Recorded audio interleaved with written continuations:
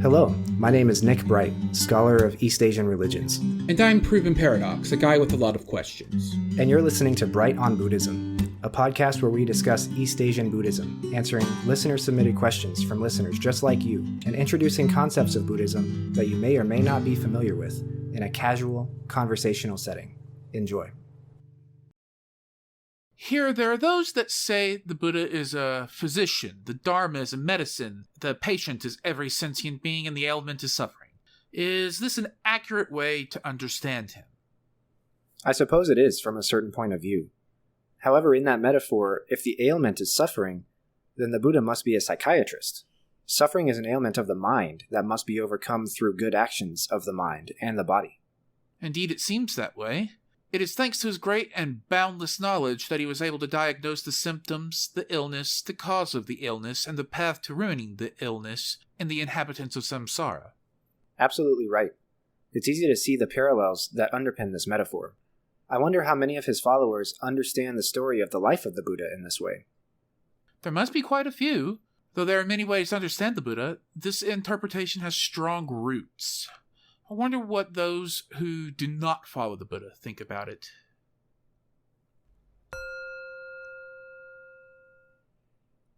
Hello and welcome to this week's episode of Bright on Buddhism. This week we will be discussing Buddhist psychology. What is Buddhist psychology? What are its doctrinal foundations? And what is its influence in the West? We hope you enjoy. So let's get to it. What is Buddhist psychology? Buddhist psychology is a branch of the field of psychology that originated in the West around the turn of the 20th century. So allow me to set the scene. Around the turn of that century, the West had only a rudimentary understanding of biology, neuroscience, cognition, psychology, and human anatomy, especially compared to what we have now.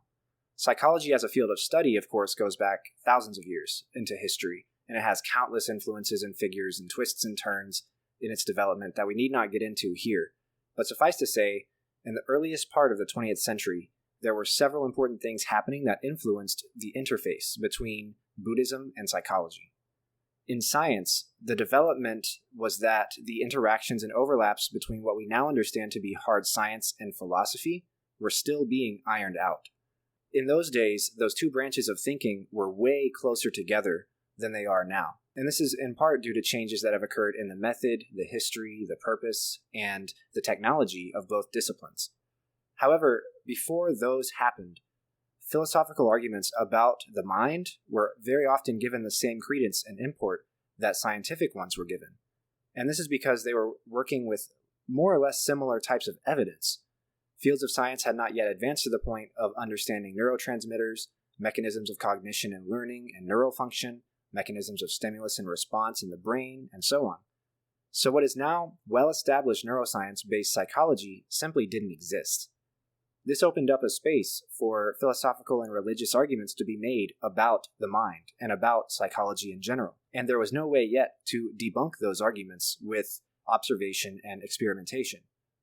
Another important development that's going on at the same time is that at this time, East Asia is modernizing, or you might say westernizing, at light speed. It's going super quickly.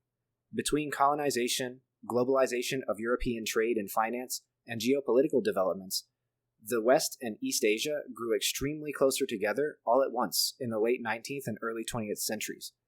This caused the final important development, which is the introduction of Buddhism to the West. Indeed, around the turn of the 20th century, Buddhism was gaining increasing popularity in the West, as Buddhist texts were being translated into Western languages by scholars who were studying Asia.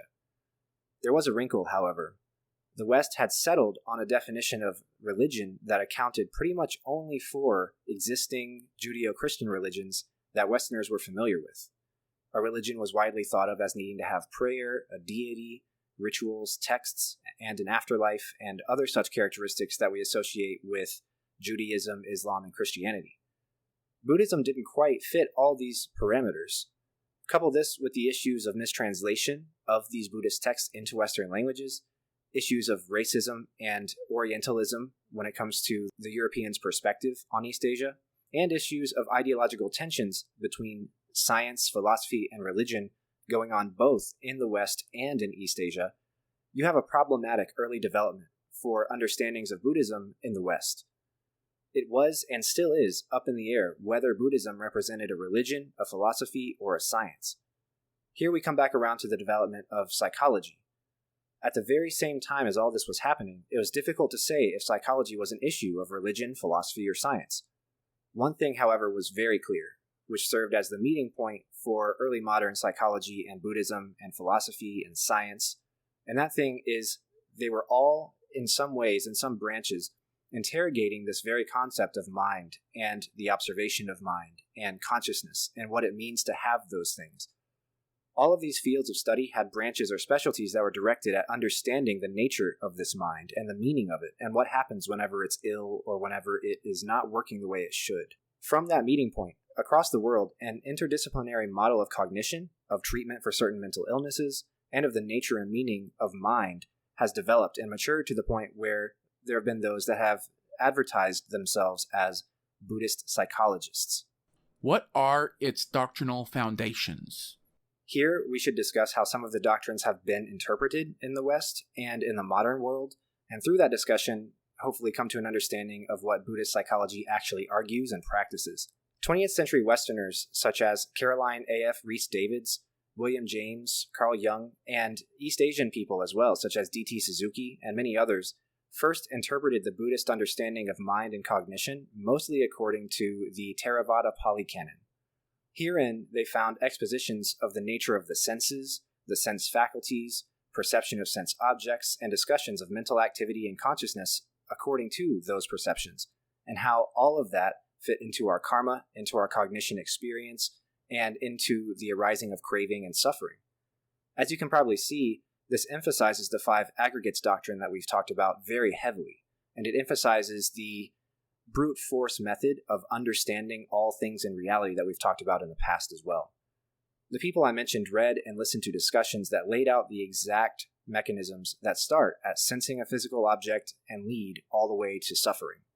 This model in general is that a sense object and our sense faculty come together with the presence of our own karmic history and our own consciousness.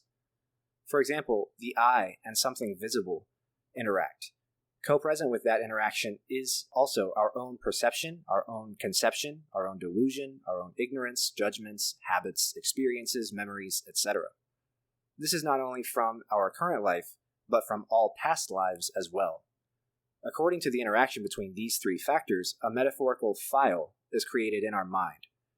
That file stores information about the object, as well as interpretations of that object that are informed by the co-presence of our karmic history and existing conceptions, notions, delusions, ignorance, etc. The important point about this is that there is a significant loss of information between the sensation of the sense object, seeing the visual thing, and the creation of the new file. What I'm saying is that the file, the amount of information contained in the file, is vastly smaller than the information that can be ascertained from the visual object or the sense object in general. These incomplete and insufficient files we have thus inform our behavior, and you can see how that's problematic. And then also, at the same time as all of that, we desire all good and no bad. And thus, between those desires and the faulty data we're working with, we end up in a state of suffering. And we have to do things differently and live mindfully in order to rewrite those files, to change our conceptions and our behaviors, and thus improve our daily life experiences. This model of cognition is pretty close to how we can understand cognition experience in some strands of Buddhism, but it must be noted that this interpretation is what Westerners have historically interpreted them as, and it's heavily influenced by weak translations, and it's also generalized in the West to the point where people frequently think that all Buddhism is exactly like this. This model of perception serves as a seed crystal, and other changes to psychology have crystallized around it. These include things like mindfulness as a therapeutic practice. By practicing mindfulness, we can get practice at improving the fidelity of our cognition and not getting caught up in our judgments and perceptions and conceptions and delusions about everything. These changes also include the increase in popularity of governing principles that were previously shunned in science. For example, this model is interpreted as assuming sameness and unity between the mind and body, which is contradictory to Cartesian dualism. Cartesian dualism, the argument by René Descartes that human beings are a mind and have a body, was previously a strong governing principle in how biology and medicine, and specifically also psychology, developed and took shape. Namely, illnesses of the mind need to be treated by medicines and treatments specifically made for the mind, and this is separate and mutually exclusive from illnesses of the body, which must be treated by medicine and treatments specifically made for the body. And those were thought of as being entirely sealed from each other. However, with the import of Buddhist ideas, that principle was replaced with the idea that the mind and body are one, and that the activities and behaviors and the overall health and the state of one determined in some way the health and the state of the other, and that ailments of one could be addressed through treatments and changes made to the other. This principle is now supported by much more data than the previous one, than Cartesian dualism. The science shows that when we exercise more, we are happier, and we have better cognition and healthier cognition. And when we have good mechanisms in place for handling and managing stress and anxiety and depression, we have fewer chronic illnesses and chronic health problems and a stronger immune system, etc.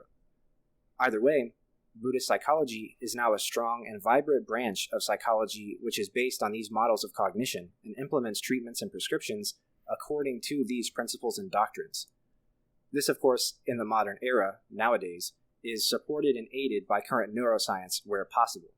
Neuroscience is also finding increasing data in support of mindfulness practices and meditation, and it's also looking to aid those things as part of treatment with also pharmaceuticals and with other, what you might think of more conventional Western psychological treatments. So this might be a question for somebody studying psychology rather than Buddhism, but how much of this construct of how the mind works is supported by experimentation? Where, like, is it even possible to experiment on this? There's certain parts of it that, as I understand, are impossible to experiment with. For example, the experiments that have been done trying to, diagnose the nature of consciousness and self-awareness and things like that, they all stop short at the neuroanatomical level. They can't see how we can, for example, pull up images in our brains and see those things when we close our eyes. They can see our optical lobe activating and see those neurons firing, but they can't actually understand how we see the picture and what we do to see the picture. And similarly, these Buddhist arguments, they don't really have any sort of basis in the anatomy of the brain. And so they're both trying to overreach in certain settings, in certain domains of the argument, beyond what the constraints of their approach afford them. So, religion or philosophy is typically thought of as sort of stopping once you get to having to do an actual dissection of a brain or an fMRI, or it starts from there but doesn't do it itself. Similarly, science stops whenever things stop being tangible, observable, and experimentable and verifiable and falsifiable and whatnot. And so there's a certain level of this that's unreachable by both. However, when it comes to the psychological aspect, we can sort of see what's going on neurochemically when it comes to cognition, but we can't see beyond that to understand, okay, when the Buddhists say all reality is consciousness, all of reality is the mind pasting its own co-presence and its own cognition onto the external world, we can't really experiment about that. So it's difficult to say. This is another case where mixing science and religion is perilous. Very perilous. And unfortunately, that peril has not stopped it from happening with Buddhism and science in particular, because Buddhism, as we've talked about before, serves as an option for religion that does not contain all of the problematic things that people are suspicious of in Christianity and other Judeo-Christian religions. It doesn't have monotheism. It doesn't have controlling moralistic rules. It doesn't have followers with a pack mentality. It doesn't have a lot of the problems that we associate with organized religion in the West, and it has often then been a haven for Westerners who have sought to look for something that they thought was better. And we've talked about in the past how the Buddhists and the scientists, through different conversations, have tried to pull on each other's data, pull on each other's arguments for support for one thing or the other. We've talked about how Buddhism has said meditation works in the modern era because they can look over to neuroscience and see that neuroscience is arguing that. And similarly, scientists who study mindfulness and meditation, they look to Buddhism and say, by the way, this is what Buddhists have been arguing for 2,000 years. And both of those things are just faulty things to say. Right. Okay, so let's get back to the script. What is Buddhist psychology's influence in the West? The development of Buddhist psychology in the West, though it's only about 120 years old, has a vibrant history with many interesting perspectives, changes, and figures, and it would be too much to discuss in only one episode. A small teaser for the future, later on we'll be doing episodes where we discuss some of these figures and their lives and works, and how they influenced Buddhism, the West, science, philosophy, and more, such as D.T. Suzuki and others. But for now, we can speak generally to the role that the development of Buddhist psychology has played in how Buddhism is thought of and understood in the West. This development of Buddhist psychology has fueled the idea in the West that Buddhism is scientific, or that it applies scientific principles to understanding the self and the mind and the world around us, and all of those unanswerable questions that science has not previously been able to approach. In previous episodes, we've talked about that at length. We've talked about how it's problematic, how it assumes definitions of science and Buddhism which are essentialist and insufficient and problematically influenced by colonial relationships and by a racist history. And it's also problematic because it ignores parts of Buddhism which would make us think it was closer to a religion than a philosophy or science, such as all the definitions and discussions of afterlives, all of the ritual traditions, and all of the other religious practices that are done all across East Asia.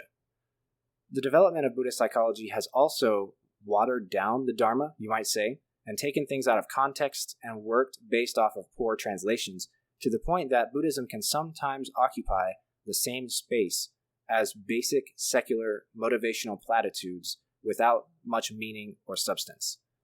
I'm referring to the fact that you can Google Buddha quotes and you'll see exactly what I mean.